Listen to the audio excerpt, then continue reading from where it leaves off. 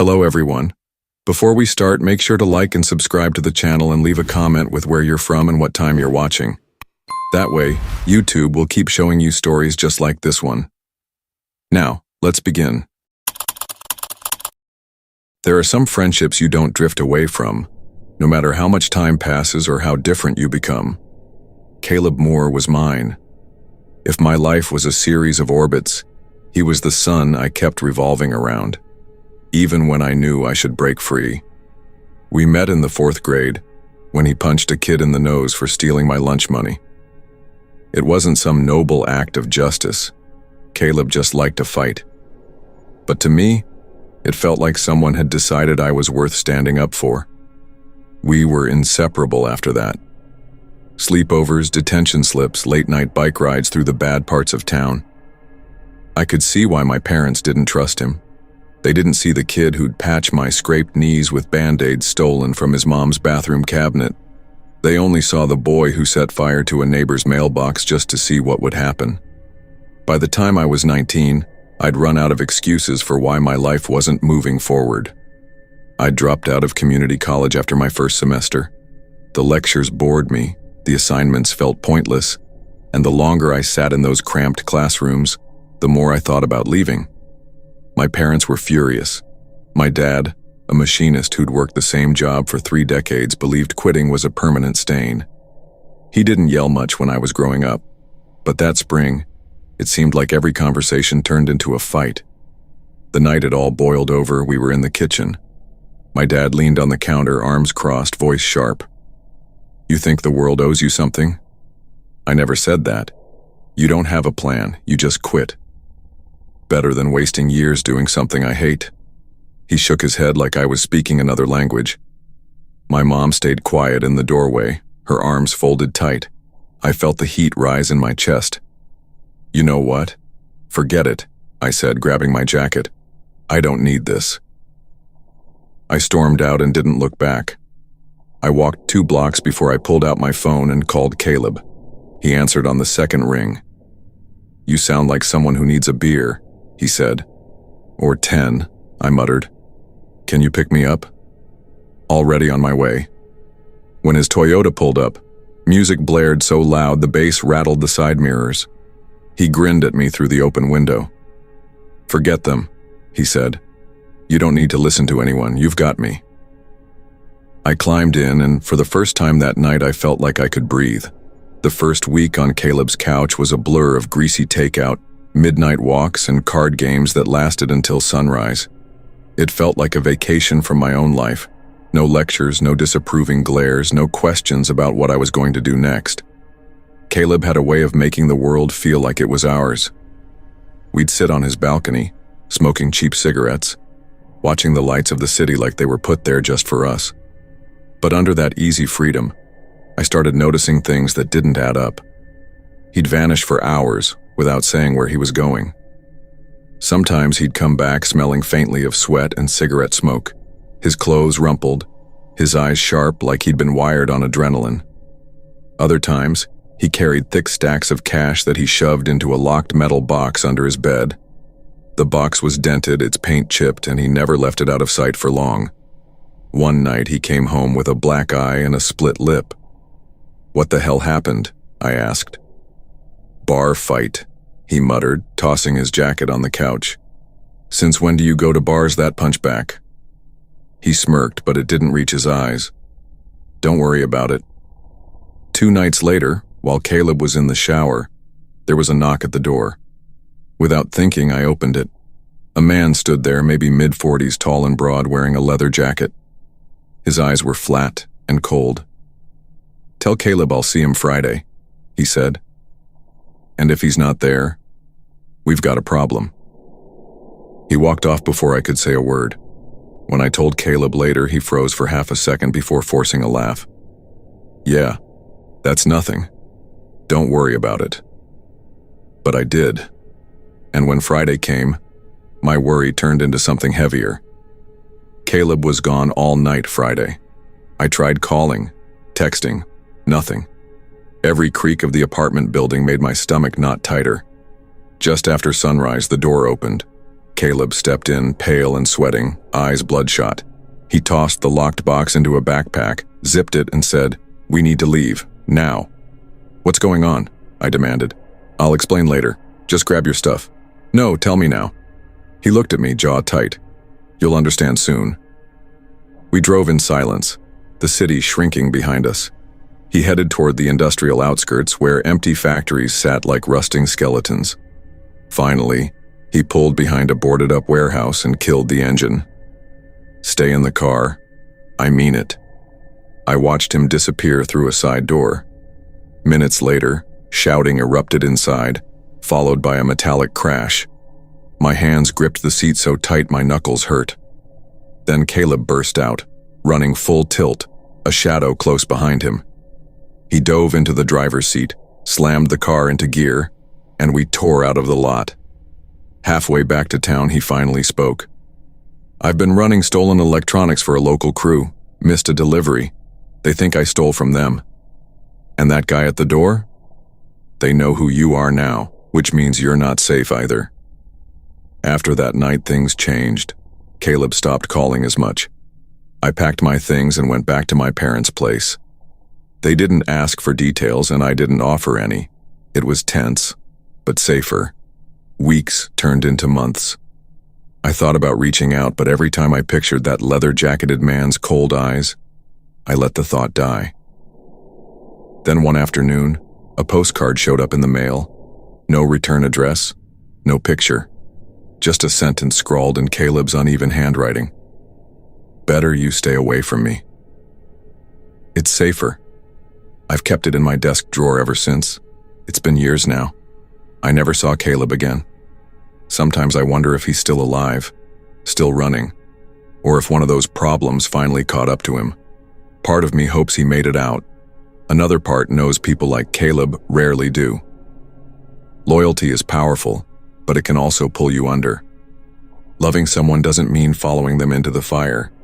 Sometimes the best way to save a friend is to let go before the flames take you both.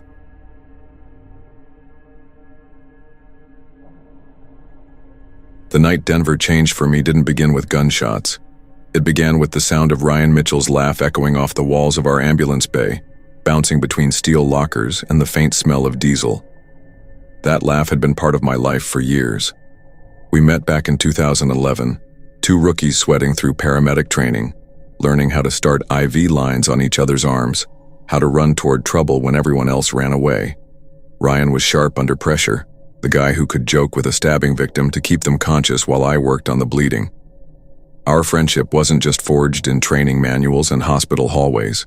We'd swapped couches when relationships imploded, split rent when money got tight, and drank together in the kind of dim-lit bars that welcome exhausted first responders without questions. It wasn't the kind of friendship you thought about. It was just there, steady as the sound of the monitor in the back of the rig. By 2016, we'd been partners for 5 years. October that year was unusually cold, the kind of cold that seemed to seep through your coat and settle in your bones. It was late one Friday night, our shift dragging past the 12-hour mark, when the dispatcher's voice crackled through. Reported shooting, multiple callers, outside a place called the West Point Motel. My first thought was that the West Point was trouble even in daylight. We pulled up to flashing blue and red, the cold air stinging as soon as I opened my door. A young man lay on the pavement in front of the motel office, his hoodie soaked dark in the center of his chest. Officers were already on scene, waving us forward. I knelt beside him, cutting away fabric, searching for an entry wound. "Ryan, hand me the occlusive dressing," I said without looking up. Silence. "Ryan." I turned and saw him standing a few feet away, hands still at his sides, eyes locked on the victim's face. His expression wasn't shock exactly. It was something heavier, a recognition that didn't belong here. I called his name again, sharper this time. He blinked, moved toward me, handed over the dressing like his mind was somewhere else entirely. We worked the case, but the kid was gone before we even left the scene. Back in the rig, Ryan sat in the passenger seat without a word. I let it go.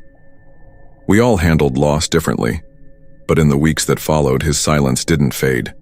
The changes were subtle at first. A missed shift here, A few too many beers after work there. Ryan was always one to blow off steam, but now it felt different, quieter, like he was trying to bury something. He started dodging my questions, turning conversations toward anything but that night at the West Point. Then one evening in early November, he showed up at my apartment without warning. His face looked thinner, skin pale under the porch light. "That kid," he said before I even asked him in, "at the motel, he was my cousin." I stepped aside and he came in, pacing my living room. "I didn't know he was running with those guys," Ryan went on. "Trigger. And they know I know. But I think I know who pulled the words landed like stones. I wanted to tell him we needed to go to the police, but he cut me off.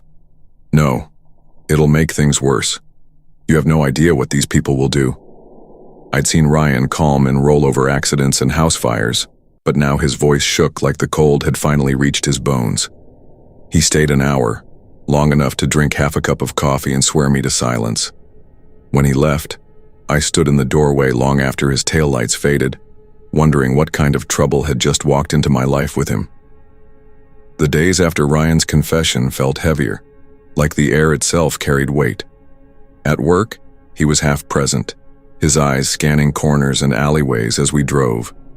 I told myself it was just paranoia bleeding over from his grief, but that theory started to crumble one Tuesday afternoon on a run to a cardiac arrest. We were rolling down Colfax when I noticed a black SUV in the left lane, keeping perfect pace with us. Normally, I wouldn't think twice about traffic shadowing us, but when we turned onto Grant Street, it turned too. A few blocks later, when we switched routes after hitting construction, the SUV appeared again in the mirror. "See that?" I asked. Ryan glanced back without turning his head. "Yeah, ignore it." That was the first time I realized he'd already noticed, and that he wasn't surprised. It didn't end there. Over the next week, the SUV showed up twice more. Once while we were parked outside the ER, once as we were returning to the station. Each time, it would linger just long enough for me to be certain, then vanish into traffic like smoke. Then came the message.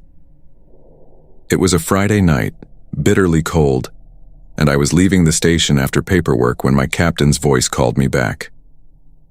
"You're gonna want to see this," he said, leading me outside to the far side of the building. Spray painted across the aluminum siding in uneven red letters, "You talk, you're next." The paint was fresh, glistening under the security lights. The words seemed to vibrate in the cold air, sharp as a blade. I felt my hands go cold inside my gloves. The captain didn't ask questions. He just called the police. Officers came, took photos, asked if anyone had enemies. I kept my answers clipped, but my mind was already replaying Ryan's voice that night in my apartment. "They know I know." When I told him about the graffiti, his face darkened.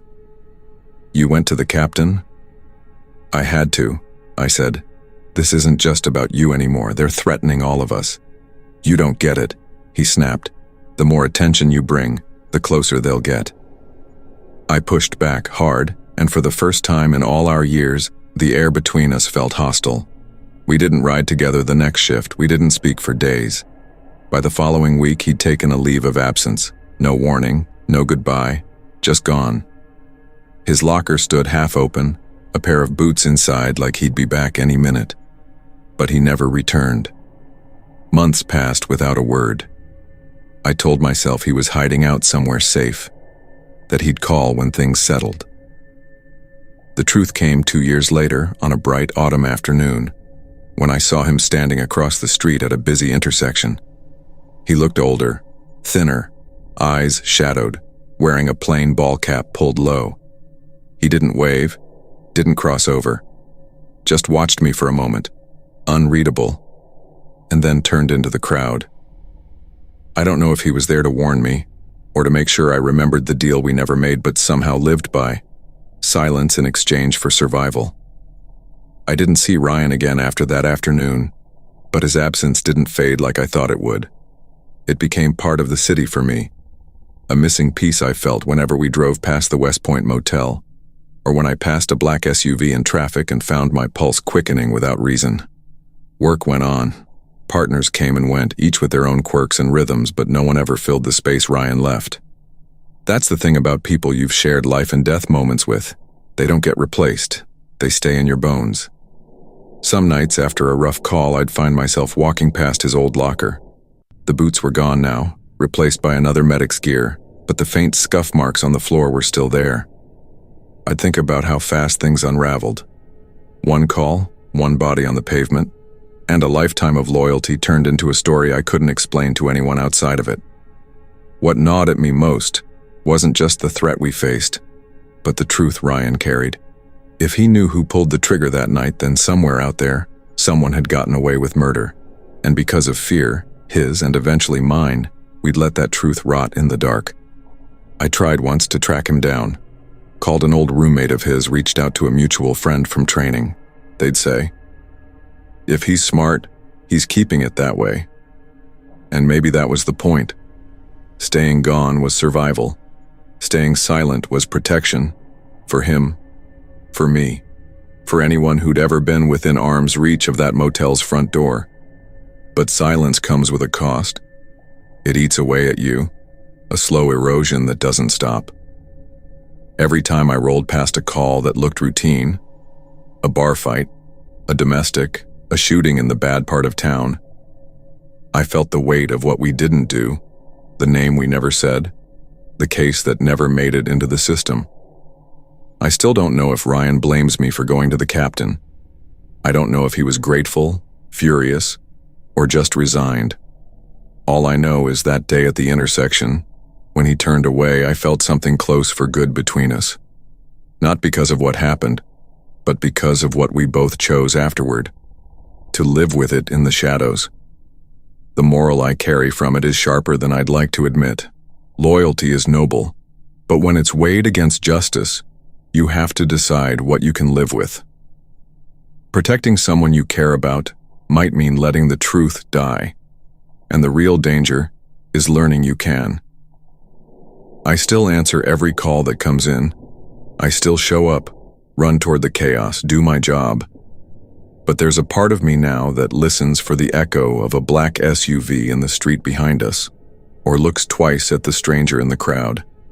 Not out of fear exactly. Out of the knowledge that some stories don't end. They just stop being told.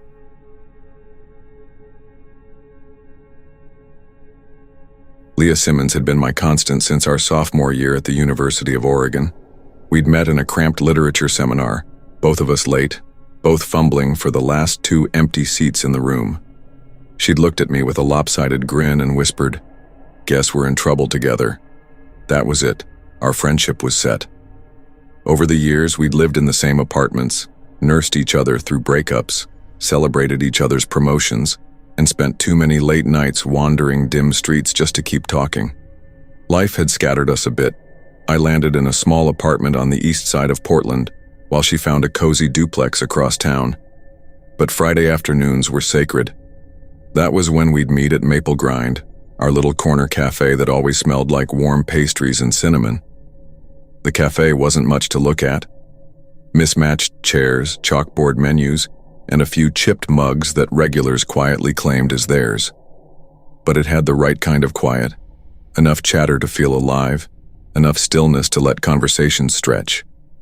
That's where we unpacked our weeks, leaning across the table over lattes, swapping stories about bad bosses and strange dreams.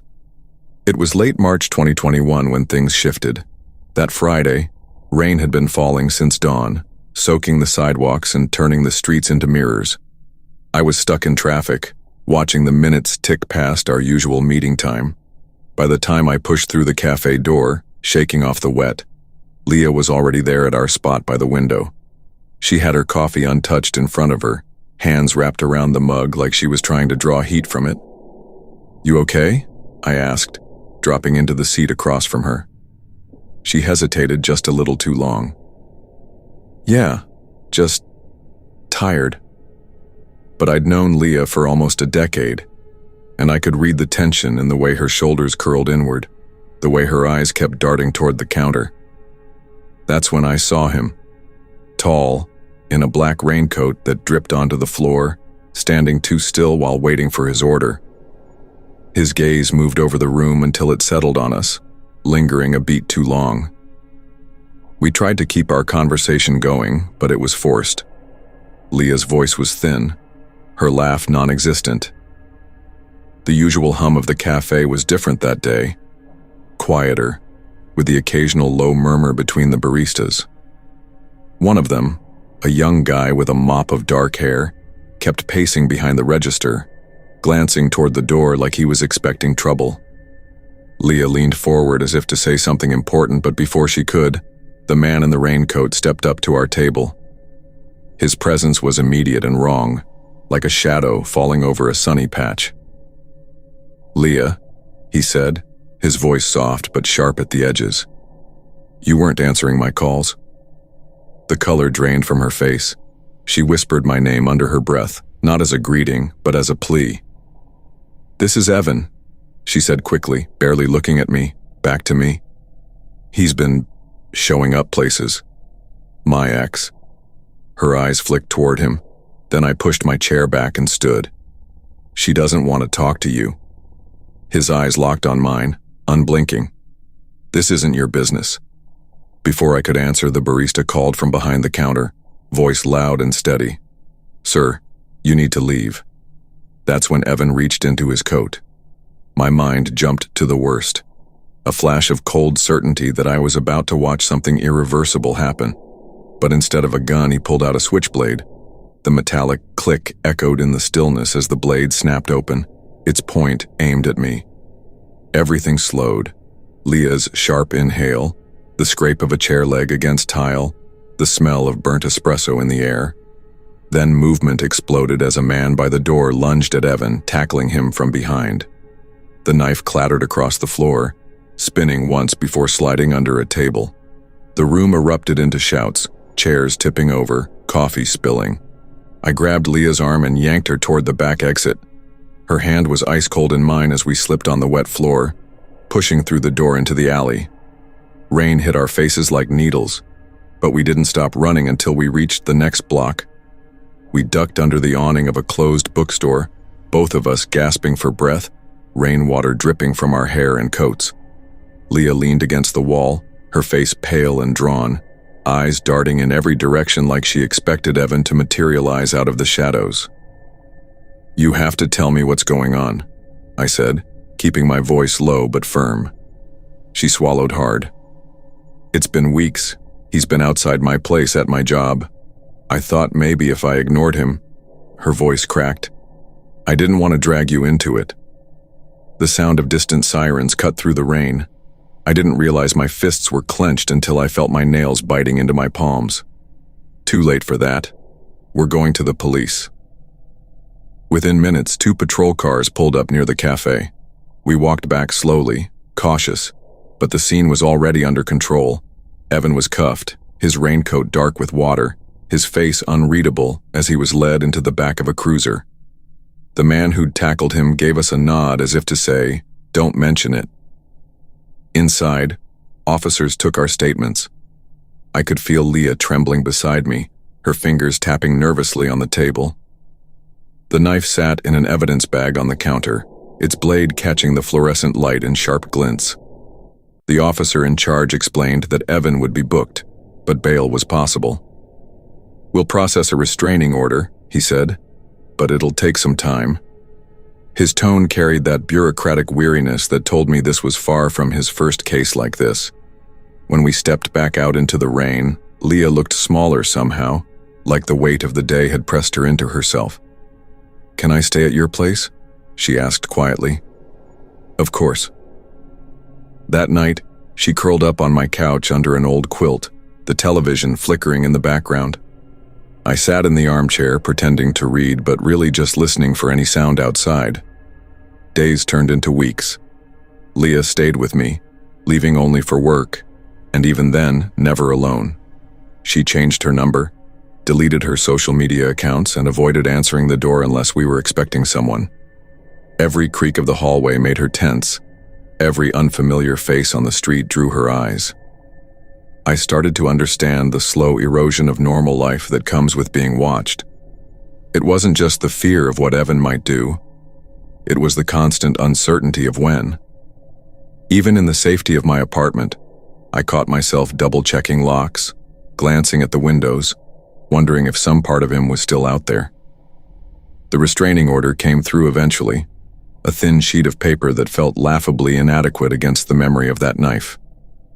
Still, it gave Leah something to hold on to, proof that someone in authority had acknowledged what she'd been through. One night over takeout containers and half-watched sitcom reruns, Leah admitted she hadn't been honest with me about how bad things had gotten before that day at the cafe. "He followed me home from work once," she said, her voice barely above a whisper. "He didn't try anything, just stood across the street for hours. I thought, maybe I could handle it on my own. I didn't want to be a burden." I put down my chopsticks. "Leah, you're my best friend. You can't be a burden, but you could have been."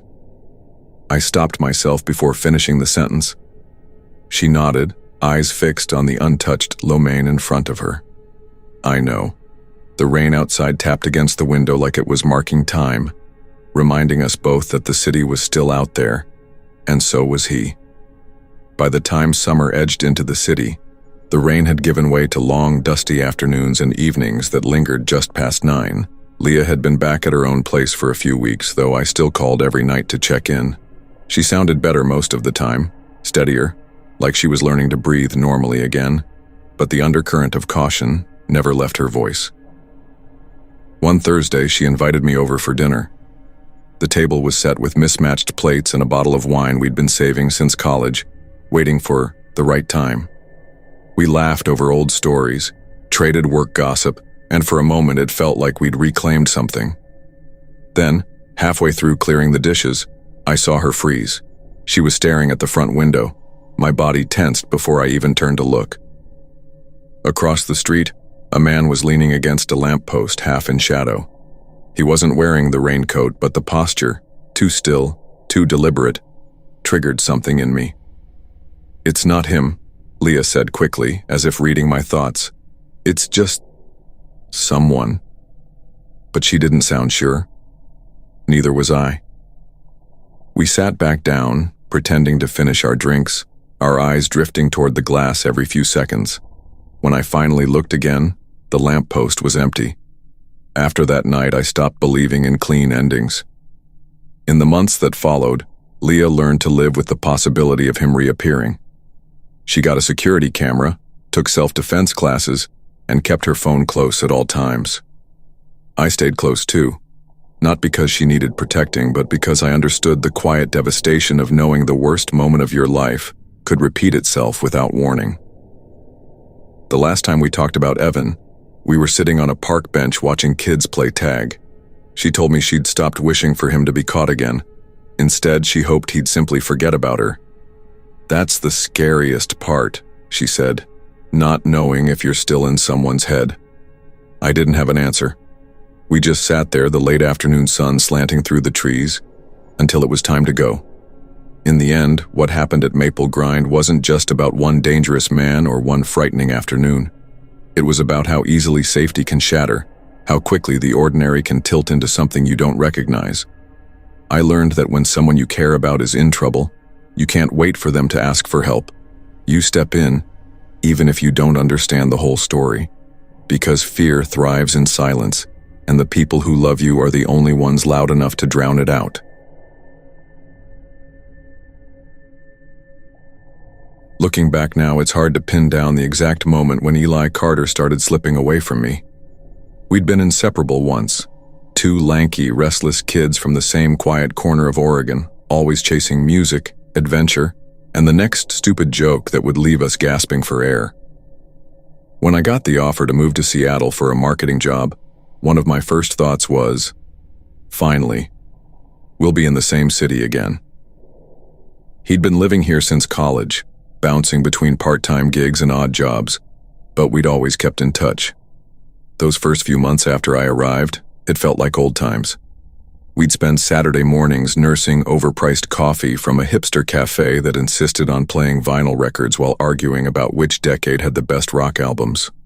On Sundays, we'd lace up our hiking boots and head out to Mount Si or Rattlesnake Ledge, not so much for the scenery, though it was spectacular, but for the chance to just talk about everything and nothing. But somewhere that summer, the rhythm changed. I couldn't tell if he was avoiding me or if life was simply crowding him out. He'd cancel plans last minute, claiming work had called him in, though when I asked about his job, he'd just shrug and change the subject. His texts got shorter. The quick grin I'd known since high school appeared less and less, replaced by a distant look like he was listening for something I couldn't hear. It wasn't until late August that I realized whatever was eating at him wasn't small. That Thursday evening, my phone lit up with his name. His voice when I answered was tight and uneven. "Man, I need to talk, but not over the phone. Can you meet me at Lincoln Pier, around 10, please?" I almost said no. The pier wasn't the kind of place you met someone for a heart-to-heart after dark. Most nights it was quiet, save for the low hum of the marina and the occasional fisherman smoking in the shadows. But there was something in his tone that cut past my hesitation. "Yeah, I'll be there." When I pulled into the lot, the air smelled like salt and diesel, the water lapping gently against the docks. Eli was leaning against the railing, hood up, hands buried deep in the kangaroo pocket of his sweatshirt. He didn't smile when he saw me, didn't move at all, just tilted his head toward a bench a few feet away. Sitting there was a man I'd never seen before. Tall, lean, wearing a faded leather jacket. He didn't look up, just tapped his foot with an agitated rhythm. Eli's eyes flickered to mine. "This is Mason. I owe him money. A lot of money." At first I thought he was joking. We'd pulled pranks before, staged fake band breakups just to mess with people. But the way he avoided my gaze told me this wasn't one of those times. Mason rose slowly from the bench, closing the distance between us with deliberate steps. His voice, when he spoke, was calm but razor-sharp. "You're the friend," he said, almost like he was confirming a bet. "Watch him disappear. You can help him, or you can—" I let out a half-laugh that died in my throat. "Help him how?" He smiled faintly. "Come with us. We'll sort things out." I looked at Eli, waiting for him to wave it off to tell me this was some sort of overblown misunderstanding. Instead, he just stood there, shoulders hunched, muttering something I couldn't catch. Against every instinct, I nodded. Mason's car was a dented black sedan that smelled faintly of gasoline and stale cigarettes. I drove my own, following them through the industrial district until we reached an abandoned lot near the freight yards. Under the dim orange glow of a single streetlight, 2 more men waited. The next 10 minutes blurred into a mess of raised voices and accusations I barely understood. Mason demanded my wallet and phone. For safekeeping, one of the other men shoved Eli hard in the chest, calling him a liar. I could feel my pulse hammering in my throat, and then it hit me. Eli had known. He hadn't called me for advice or moral support. He'd called me because I was leverage, a bargaining chip he could put on the table to buy himself time. The betrayal burned hotter than the fear. While one man turned to spit on the ground, I made my move, shoving him aside, sprinting toward the chain-link fence at the far end of the lot. My hands scraped raw as I pulled myself over. I landed hard on the other side, hearing shouts and hurried footsteps behind me. My legs pumped faster than I thought possible until headlights swept across me. A rideshare car, slowing at the sight of my panic, stopped long enough for me to yank open the door and collapse inside.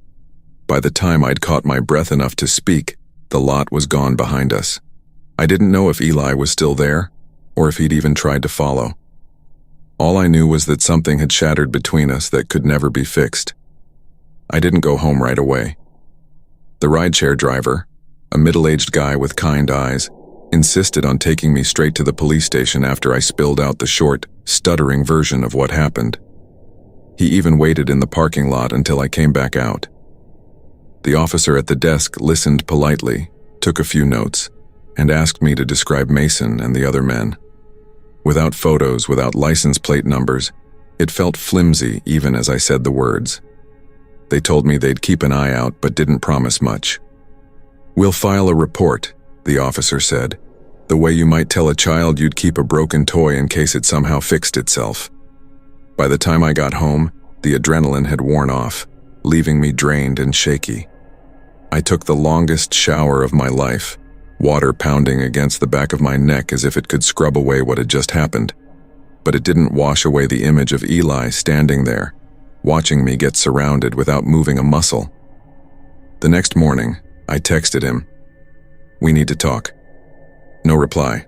I called, straight to voicemail. I tried again that afternoon, my message sharper this time. "I'm serious." "What the hell was that?" "Call me." Still nothing. By the third day, I drove to his apartment. The blinds were drawn. A thin strip of tape with a realty company logo was stuck to the doorframe, like they'd just changed the locks. When I asked the landlord, a guy in a worn Seahawks hoodie, he said Eli had moved out overnight. Told me he got a job offer back east, left the keys in the mailbox. I knew he was lying. Or maybe Eli had lied to him too. Either way, Eli was gone. For weeks, I found myself scanning faces in grocery store lines, watching for him at bus stops, even checking the corners of dim bars when I walked past. Part of me hoped I'd catch sight of him, unshaven and sheepish, ready to explain. But the other part, the part still sore from that night, didn't know if I'd shake his hand or put my fist in his gut. Seattle rolled into fall, damp mornings and gray skies pressing low over the city. I buried myself in work, telling myself that focusing on deadlines and projects would stop me from obsessing over someone who had clearly chosen to disappear. It almost worked, until Mason found me again. I was walking back from a late meeting, cutting through the quieter streets near the marina. I smelled cigarette smoke before I saw him. He stepped out from a shadowed doorway, leather jacket the same as before. "Been a while," he said, smiling faintly. I froze. "Where's Eli?" He took a slow drag from his cigarette, exhaling toward the streetlight. "Some people don't want to be found." "That's not an answer." He tilted his head. "It's the only one you're getting." Before I could press him, a pair of headlights swung down the street. Mason dropped his cigarette, ground it out with his boot, and stepped back into the shadows. By the time the car passed, he was gone. That night, sleep was impossible. My mind replayed his words in a loop, trying to pry meaning from them. Did it mean Eli was hiding by choice? Or that he couldn't come back even if he wanted to? The next morning I filed another police report, but it felt like tossing pebbles into the ocean. They noted it, thanked me, and promised nothing. I told myself to let it go. People change, friends drift apart. But deep down, I knew it wasn't that simple. The city felt different now, narrower somehow. Every alley, every dim parking lot seemed like a place I might see Mason again. Winter came early that year, Seattle's streets shimmering with rain that felt colder than snow. By December, I had stopped expecting to hear from Eli, but forgetting him was another matter entirely. It's strange how someone can be absent for months and still be everywhere. In the coffee shop we used to haunt, in the empty space next to me on a trail, in the first few notes of a song we both loved. One Friday night just before Christmas, I left work late and decided to take the long way home along the waterfront. The pier was nearly deserted, the air sharp with salt and diesel, just like the night everything had changed. That's when I saw him. Eli was standing near the far end, hood up, hands stuffed into his pockets. For a second I thought about turning away, pretending I hadn't seen him. But before I could move, he looked up and met my eyes. I walked toward him, every step pulling up a different memory, and every one of them tainted now. He didn't smile, didn't apologize. He just said, "You shouldn't be here." "Neither should you," I shot back. He looked thinner, older somehow, though it had only been a few months. "It's not safe," he said. "For you, or for me?" "Both." I wanted to ask what he meant. I wanted to demand an explanation for that night, for disappearing, for using me like a pawn. But before I could, Mason appeared out of the darkness, his voice as smooth as the first time we met. "Time to go," Eli didn't argue. He just gave me one last look, not of guilt exactly, but something close, and walked away with him. The sound of their footsteps faded into the wet night air, and I didn't follow. After that night, I stopped looking. Not because I'd stopped caring, but because I understood something I hadn't before. Eli wasn't lost in some mess he wanted to escape from. He'd chosen his path, even if it meant burning the bridge between us. The police report from my first encounter sat in a manila folder in my desk drawer, a quiet reminder of how fast trust can crumble. I never added to it. I didn't call the department again. I didn't walk the marina after dark. I built my life back up slowly, made new friends, took solo hikes, even went to concerts again, though I kept to the back of the crowd. But sometimes, in the middle of a normal day, I'd catch myself scanning faces in a grocery store or a train station, wondering if Eli was out there watching from somewhere I couldn't see. I never saw Mason again. Months later, on a rainy afternoon in March, a letter showed up in my mailbox. No return address. Inside was a single piece of paper with 3 words written in Eli's messy scrawl. "I'm sorry, man. I burned it in my sink before I could change my mind." Sometimes the people we trust most will be the ones who put us in harm's way. Loyalty is a powerful thing, but it should never come at the cost of your safety or self-respect. You can care about someone and still choose to protect yourself. The hardest part isn't walking away. It's learning to live with the fact that the person you thought you knew was never quite the person they really were.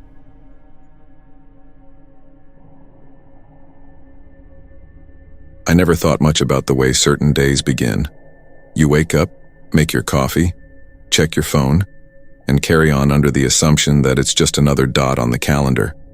But sometimes, looking back, you realize there was something strange in the air from the moment you opened your eyes, like the day had already decided where it was taking you, whether you agreed or not.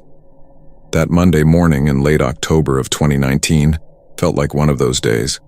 I'd been in Cedar Hill for 3 years, long enough to know the rhythm of the town, the slow mornings at the diner, the hiss of buses pulling away from the terminal, the way the forest smelled just before the snow came. I worked from home as a freelance illustrator, or at least I tried to. My biggest client, a small press that put out niche graphic novels, had gone radio silent 2 months earlier, leaving me scrambling for rent. I picked up bits of work where I could, pet portraits, commissioned character art for indie authors, but it never quite added up. That night, I'd been visiting my friend Molly in a neighboring suburb. Molly had that sort of warm, bustling apartment where you could lose track of time just listening to her talk. We ordered takeout, opened a bottle of wine, and before I knew it, the clock read 10:47 p.m. "You better hustle if you want to make that last bus," she said, handing me my coat. "You're crashing here." "You miss it," I laughed. "I'll make it. The terminal's, 15 minutes from here?" It ended up being closer to 20, and by the time I reached the Cedar Hill bus terminal, my breath was coming out in sharp clouds. October in Vermont wasn't gentle. The cold had that metallic edge that works its way through gloves and settles in your bones. The place was almost deserted. A flickering vending machine hummed near the entrance. Somewhere in the far corner, a janitor in a faded hoodie pushed a broom slowly, like he had all night to finish the job. I noticed a man sitting on one of the benches, long green coat, shoulders hunched, still as a statue. He looked up briefly when I walked in, and his eyes caught the overhead light just enough to make me look away. I sat 2 benches away from him, hugging my sketchbook to my chest. My phone screen told me I had 8% battery left, just enough to text Molly that I'd made it. The janitor disappeared into a storage closet, and the air seemed to get heavier in his absence. That's when the man spoke. "Do you believe in patterns?" His voice was low, rasping, as though he hadn't used it in hours. I glanced over. Not really sure what you mean." He leaned forward, resting his elbows on his knees. "Some nights, they're designed to happen in a certain way, no matter what you do. You can change the order of the steps, but you can't change where you end up." I gave a small, polite smile, The kind you give strangers when you don't want to encourage more talking. That so? He nodded once, eyes fixed on me. You'll see. Before I could think of a way to end the conversation, the hiss of air brakes filled the room. The last bus had arrived. The relief that came when those headlights spilled across the terminal windows was almost physical. I stood slinging my bag over my shoulder. The bus door opened with a groan and I climbed aboard quickly. The driver wasn't the man I usually saw. Tom, a stocky older guy with a quick smile who liked to tell corny jokes. This driver looked younger, maybe mid-30s, but his face had a drawn, unhealthy pallor. His eyes were sunken, and when he smiled, it didn't seem to reach anywhere near them. Evening, I said, swiping my pass. He gave a short nod, that strange smile still fixed in place. I chose a seat in the middle out of habit. Close enough to the driver to feel safe, far enough not to be in his mirror constantly. The man in the green coat boarded next, taking a seat 2 rows behind me. The bus pulled away from the terminal, the engine grumbling. The windows reflected the inside lights for the first few blocks, but once we hit the outskirts of town, the glass turned black, showing only the trees sliding past. I told myself it was just a normal ride. In 20 minutes, I'd be unlocking my apartment door, heating up the leftover pasta in my fridge, and curling up under the blanket my grandmother had knitted. But 20 minutes came and went. The road outside was unfamiliar. No gas stations, no street lamps, just dense forest pressing close to the edge of the asphalt. I frowned, leaning toward the aisle to see ahead. After another 10 minutes, I got up and walked to the front. Voice steady. Is this the Cedar Hill route? Excuse me, I said, keeping my... The driver met my eyes in the rearview mirror. That same strange emphasis the man in the terminal had used. We're getting there. Eventually. His voice had behind me. I heard a low chuckle. The man in the green coat. My fingers tightened on the seat back. This doesn't look like the route, I said. The driver just smiled again and turned his eyes back to the road. I walked back to my seat, my pulse thudding in my ears. The bus kept going, deeper into the dark. I couldn't stop glancing over my shoulder. In the dim reflection of the window, I could see him, the man in the green coat, leaning slightly forward, elbows on his knees, his eyes fixed on me. He didn't blink often. I tried not to panic. Maybe there was some detour, some construction I hadn't heard about. But why hadn't the driver announced it? Why hadn't anyone else boarded? The bus rolled on, the forest outside growing denser, the road twisting in ways I didn't recognize. My phone was dead now, a useless weight in my coat pocket. After what felt like an hour since leaving the terminal, the bus slowed and pulled onto a narrow shoulder. There was no signpost, no houses, not even the faint glow of a distant porch light. The driver turned in his seat to look at me. This is your stop. I stared at him. No, it's not. I'm not getting off here. His smile widened, but his eyes stayed flat. It is tonight. I felt the shift in the air behind me before I saw it. The man in the green coat stood moving into the aisle. His presence filled the narrow space, blocking the way to the back. I think there's been a mistake, I said, my voice tighter than I wanted it to be.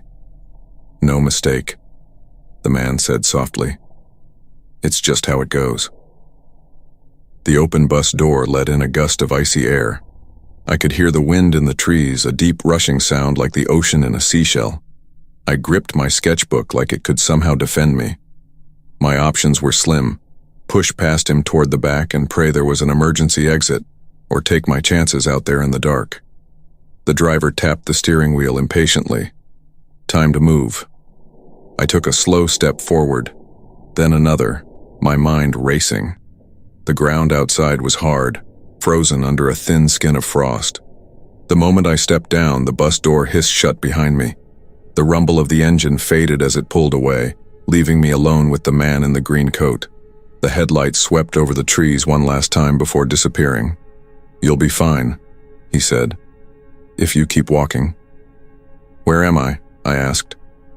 Somewhere between where you were and where you're going, he said. Then he smiled faintly, as if the words were a private joke. I turned away from him and started walking down the road. My breath puffed white in the dark. My toes ached in my boots, and each step made me more aware of how far I was from anything familiar. Every few seconds, I glanced back. The man wasn't following, but he was still there, standing exactly where I'd left him, his silhouette a dark slash against the trees. The road curved sharply, and for a brief moment I couldn't see him anymore. That should have been a relief, but instead my chest tightened. The silence was too complete. No crickets, no rustle of leaves. Just the steady rhythm of my own footsteps. Somewhere ahead, a faint light appeared. I quickened my pace, hope flaring. It turned out to be an old gas station, boarded up and long abandoned. The windows were dark, but a dented metal trash can lay tipped on its side near the entrance. I don't know what made me look behind me then, but when I did, the road was empty. The man was gone. That was almost worse. I kept walking. My legs burned, my hands were numb, and the cold had crept into my jaw so badly that my teeth ached. Eventually, I saw the faint orange glow of a street lamp in the distance. When I reached it, I realized I was less than 3 miles from my apartment. I recognized the curve of the road, the sagging porch of the Miller place, the row of mailboxes leaning toward the ditch. My boots felt too heavy, so I kicked them off and walked barefoot the rest of the way. I told myself it was to be quiet, but really, I think I just wanted to feel the pavement, to know it was solid under me. As I climbed my apartment stairs, I heard it. Soft, distant laughter carried on the wind. It wasn't close, but it was clear enough to make my skin prickle. Inside, I locked the door and slid down against it, clutching my sketchbook. I stayed like that until the first light of morning bled through the blinds.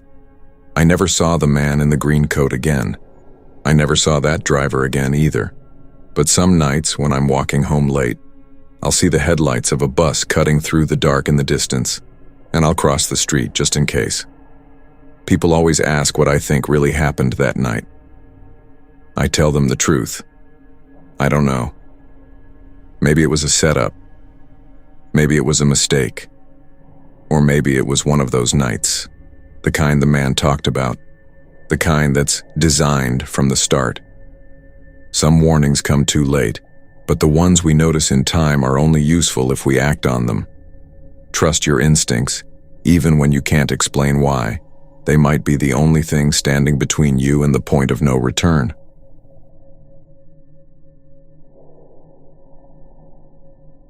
It's strange how a memory can feel like it belongs to a dream until you start pulling at the details.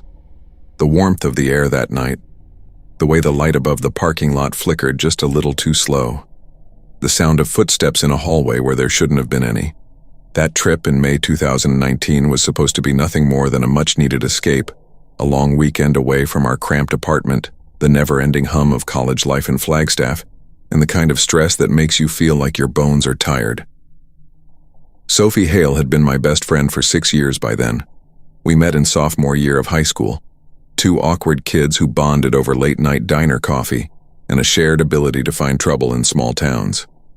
In college, we somehow managed to stay roommates without killing each other, though it meant tolerating the constant sound of her late-night documentaries and my bad habit of eating cereal at 3 a.m. She found the hotel in Santa Fe online, an old roadside place off Route 285 with bright turquoise doors and a neon cactus sign that buzzed faintly in the photos. "It's quirky," she told me, grinning over her laptop. "We'll be like Thelma and Louise without the crime spree." Our first day was exactly what we needed. We wandered through art galleries until our feet ached, bought more turquoise jewelry than either of us could justify, and sat in a hole-in-the-wall restaurant eating green chili enchiladas until the owners gently hinted it was closing time. The air was warm and carried the faint smell of mesquite smoke as we drove back to the hotel, laughing about nothing in particular. And then I saw him. He was standing under the far streetlight at the edge of the lot, hands buried in his pockets, head tilted slightly as if studying something in the dark. The flickering bulb made his outline shift, like a badly cut frame in an old film reel. I wouldn't have thought much of it if not for the way his eyes seemed to lock on us as soon as we pulled in. "Do you know him?" I asked quietly. Sophie glanced his way without slowing down. Nope, probably just another guest. We got to our room, locked the door and pulled the curtains tight. Sophie flipped on the TV, her voice casual as she told me not to start imagining things. But something about the way his gaze had lingered stuck with me, like he wasn't just looking, but recognizing. It was close to midnight when I heard the footsteps. They were slow, even, getting closer. Sophie muted the TV. We both sat there waiting. The sound stopped right outside our door. Then came the knock. Not a polite tap. A single, heavy thud against the wood. I went to the peephole.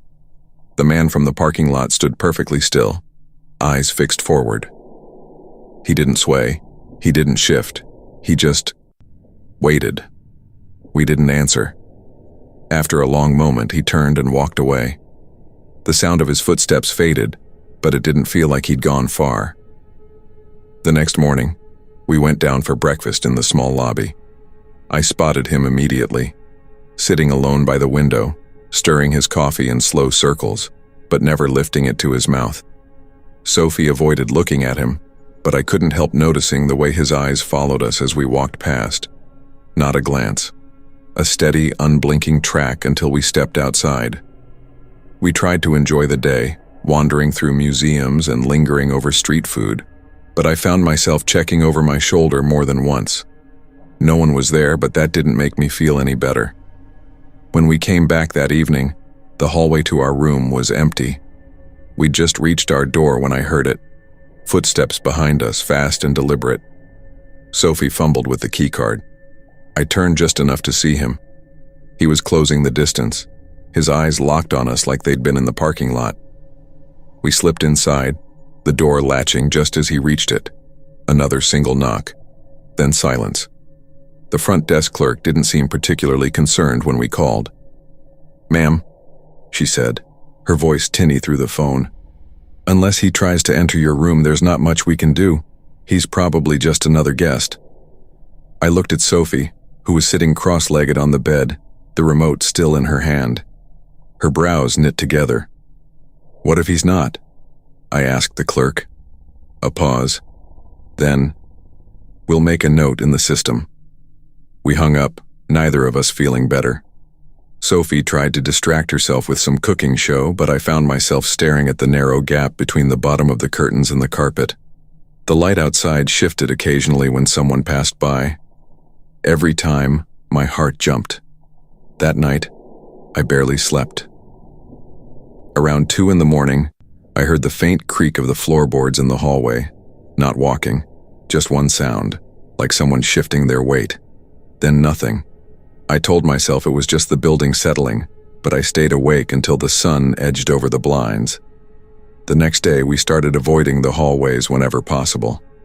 If we heard voices in the corridor, we waited until they passed before leaving. We stopped taking the elevator and used the stairs closest to the lobby. It was exhausting, but the thought of running into him again in some quiet stretch of carpeted hallway was worse.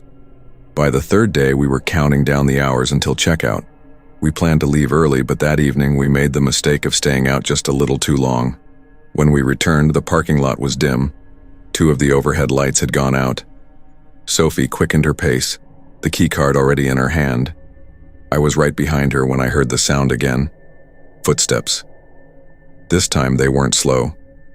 They were coming fast, closing the space between us. We both turned. He was there, moving quickly, no expression on his face. We reached the door, shoved it open, and slammed it shut behind us. My hands shook as I slid the security latch in place. A knock came immediately, harder than before, then silence. We didn't sleep at all that night. We sat up with the TV on low, half expecting another knock.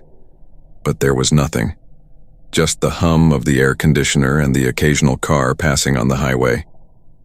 By morning, we were ready to leave. We packed in silence, each of us moving like we'd been awake for days. When we carried our bags to the lobby, the clerk at the desk glanced up and said, "Checking out early?" I wanted to tell her everything, the knocks, the footsteps, the way he'd just stood there. but the words felt heavy in my throat. Outside, the air was already warm. We loaded our bags into the car. Sophie shut the trunk, then froze. He was leaning against a silver sedan at the far end of the lot, arms crossed loosely. This time he was smiling. Not a wide grin, just a small, knowing curl of the lips. "Have a safe trip," he said. We didn't answer. We got in the car, locked the doors, and drove. It wasn't until we hit the highway that Sophie spoke. I don't think he was a guest. Neither did I. We drove the first 20 miles in silence, the desert flattening out around us, the morning sun turning everything gold. I kept checking the rearview mirror, half expecting to see that silver sedan trailing us, but the road behind was empty. It wasn't until we stopped for gas near Española that we spoke. Sophie leaned against the car, arms folded. "Do you think he knew what room we were in?" she asked. I thought about the knocks, always stopping at our door, never anyone else's. "Yeah," I said. "I think he knew."